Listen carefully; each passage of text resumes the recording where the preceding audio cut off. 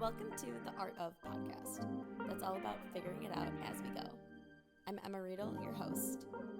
And just like you, I have no idea what I'm doing, so take it with a grain of salt. But on this podcast, we'll dive into the ups, downs, and everything in between, talking about the art of doing you, whatever that looks like today. So take what you need and leave what you don't, because the rest is all yours. Enjoy. Welcome back to the Art of Podcast. Happy Wednesday. Happy first week of February. January felt like it lasted 100 days. It felt really long. I loved it. And honestly, I don't really have like a lot of negative emotions towards it besides the fact that it just felt long. Maybe it's because I was doing dry January. I mean, there were so many things that happened in the world, but I'm so happy that it's a new month. So happy first week of February, everyone. I was so tired when I woke up this morning because I went out last night for the first time in a while. And like, I'm not old at all. I'm 25. Oh, this is why. I was going to say I woke up so sore. I was like, is that what it is like when I go out now? No, I wore kitten heels and we went out and we were dancing for a few hours. So I think that's why I woke up so sore. But like when I first stepped on the ground, I was like, oh my, like I was like, did I do a workout like right before I went? Like it was, and I wasn't even dancing like that crazy. Maybe I was. Anyway, I wake up sore from going out now. At the age of 25 because I wear kitten heels, but still, I woke up and I was like, dang, happy new year to me. But it was super fun. We got dinner and then we went to 2 bars after that. And like I said, I was doing dry January. So that was my first time drinking in honestly like a little bit over a month. And I've missed going out. I missed going out. I was wholesome January, and I really missed going out. But we're going to figure out a balance, I guess you could say. This is another solo episode. I am trying to get good at the video, but bear with me.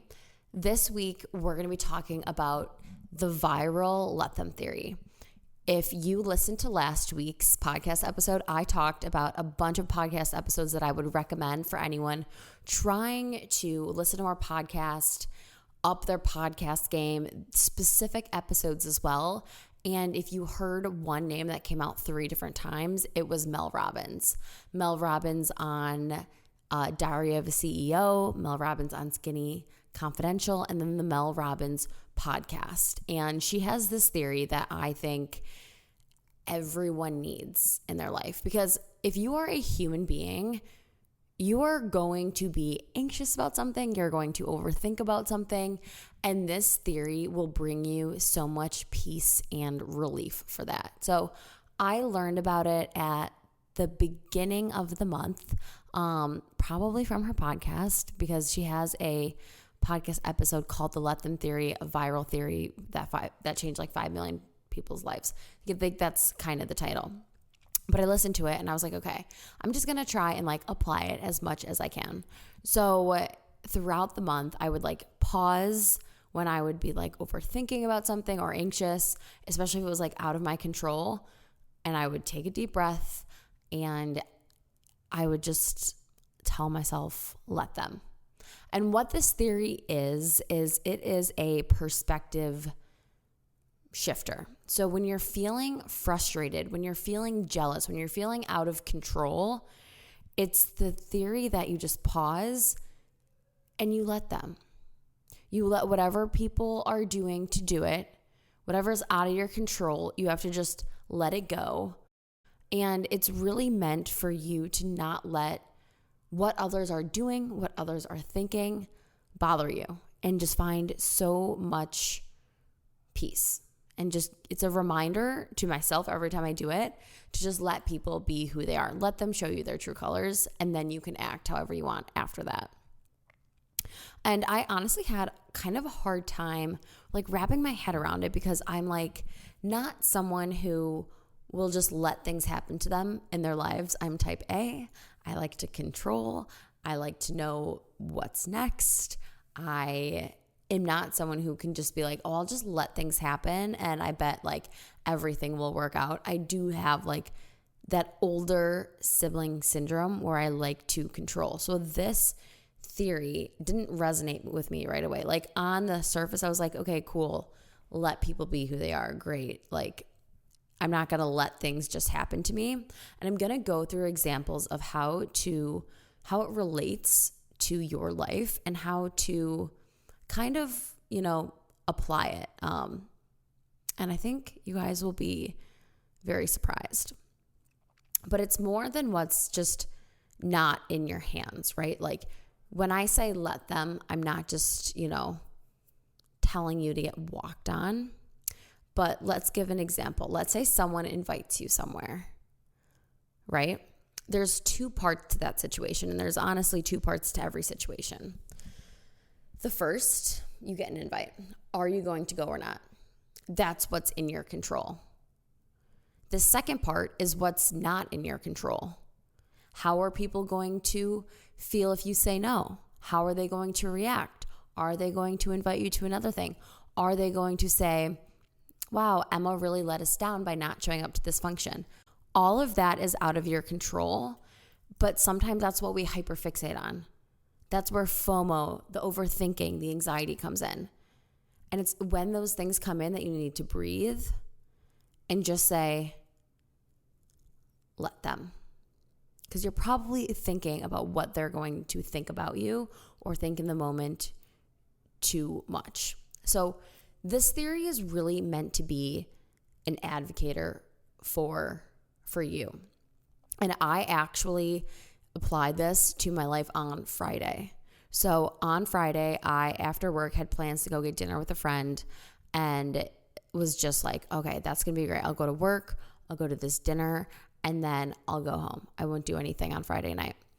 And then I was invited to a comedy show, but it was like a late night comedy show. And I was already just like, I do not want to be getting home super late. I had it in my head that I wanted to just do this dinner and that was it.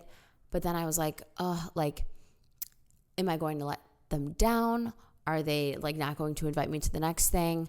I feel like if I say no, people won't go. Like I need to go to make sure like, everyone's like gonna stick with their plans and not just cancel because I can't go. And it caused so much anxiety for me. And I'm not even kidding you. I fell asleep and I was like, you know what? I'm not going to go. I'm going to tell them in the morning I'm not going to go. It was like a flip of a switch, just like making that decision. The second that I stopped worrying about what they would think if I said no, and I was like, wait, I really wanted that Friday night to be that type of Friday night.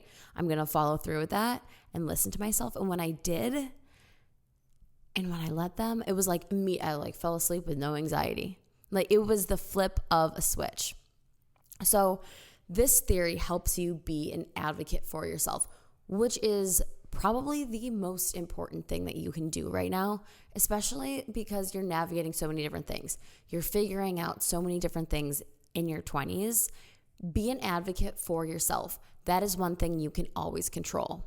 And so I want to kind of talk about examples that you can apply this to. And the first is your boundaries. You set boundaries and you don't let people walk over you because you set those boundaries. Set them and keep them, and that is what is in your control. The second was an example that Mel Robbins actually gave, and this was just a very literal example that really resonated with me.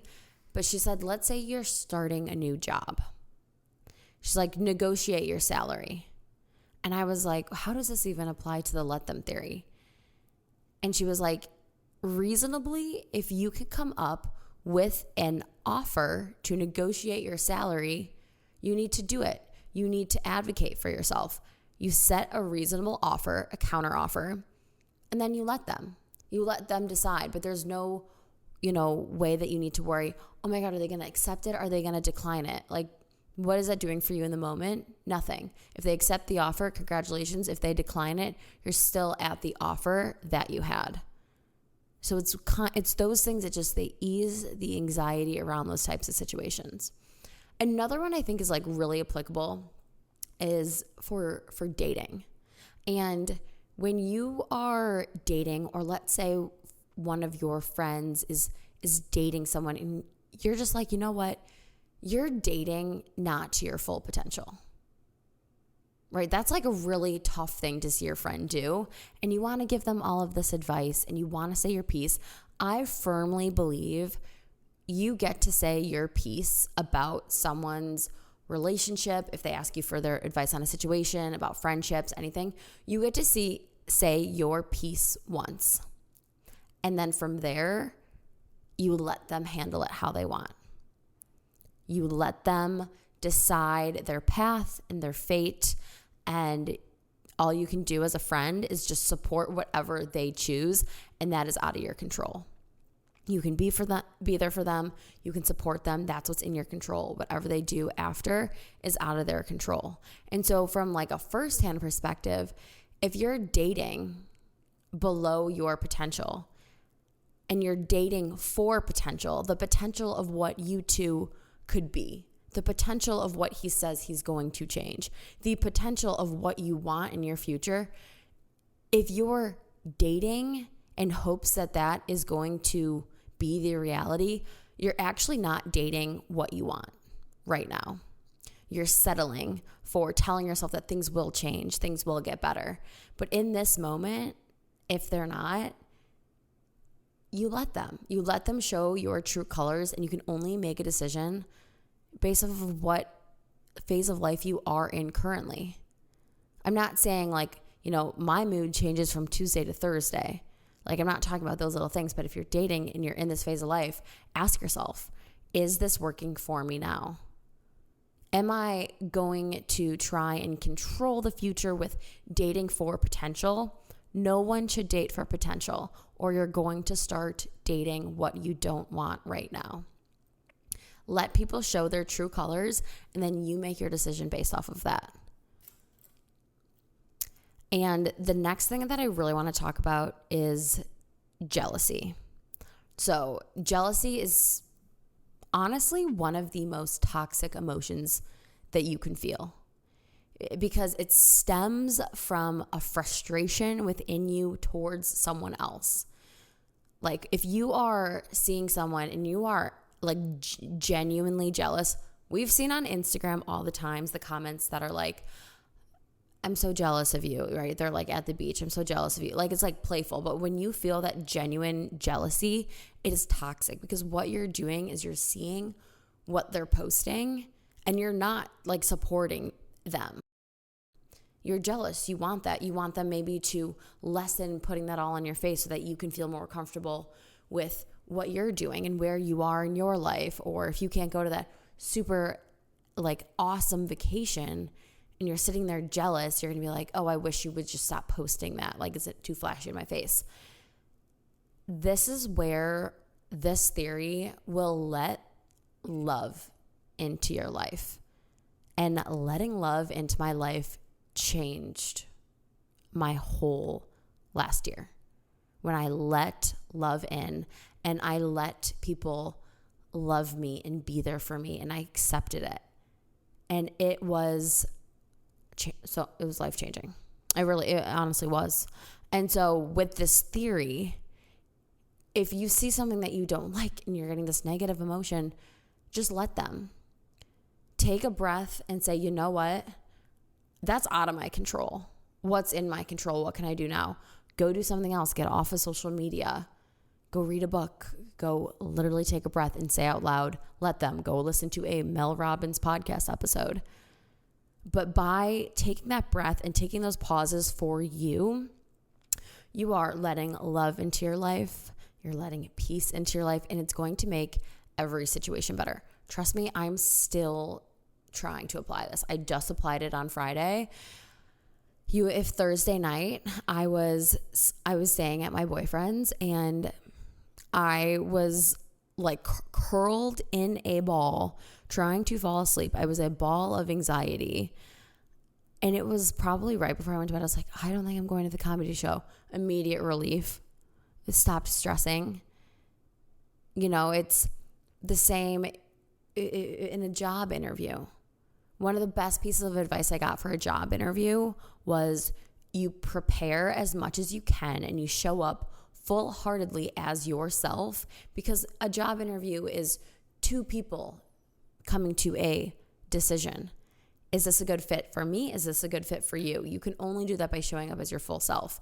After you do all of that, you do the most that's in your control. You need to take a step back and realize that anxiety is not going to change the situation. And you let them. I'm still working on it, but it has been great. So try and apply it to your life. Let me know how it goes. We will talk next week. Bye, guys.